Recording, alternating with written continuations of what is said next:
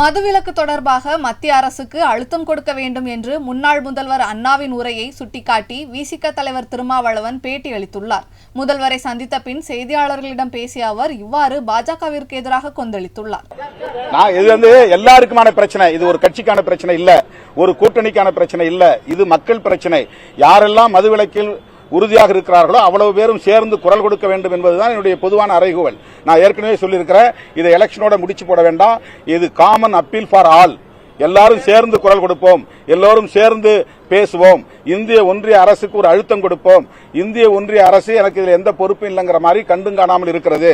India முழுவதும் போதைப்பொருள் புழக்கம் தீவிரமாக இருக்கிறது. இந்தியா முழுவதும் 4 மாநிலங்களை தவிர எல்லா மாநிலங்களிலும் மதுபான வியாபாரம் அரசே முன்னின்று நடத்துகிறது.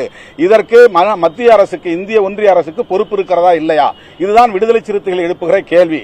அரசமைப்பு சட்டம் உறுப்பு எண் 44 படி காமன் சிவில் கோடு உருவாக்குவதற்கு இந்திய ஒன்றிய அரசுக்கு உரிமை இருக்கிறது என்று சொல்லுகிற பாஜகவினர் அதற்காக அதை பயன்படுத்தி காமன் சிவில் கோடு கொண்டு வர முயற்சிக்கிறவர்கள் அதே ஆர்டிகிள் 47 பயன்படுத்தி ஏன் ஒரு national policy on liquor and drugs கொண்டு வரக்கூடாது?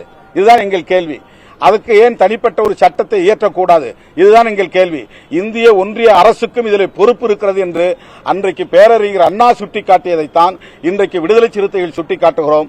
இந்த கருத்தில் திமுக உடன்படுவதால் எங்கள் மாநாட்டில் பங்கேற்க மாண்புமிகு முதல்வர் அவர்கள் உறுதியளித்திருக்கிறார். 2 பிரதிநிதிகளை அனுப்பி வைக்கிறார். நன்றி. செய்திகளை உள்ளது உள்ளபடி தெரிந்து கொள்ள ரெஃப்ளெக்ட் நியூஸை சப்ஸ்கிரைப் பண்ணுங்க.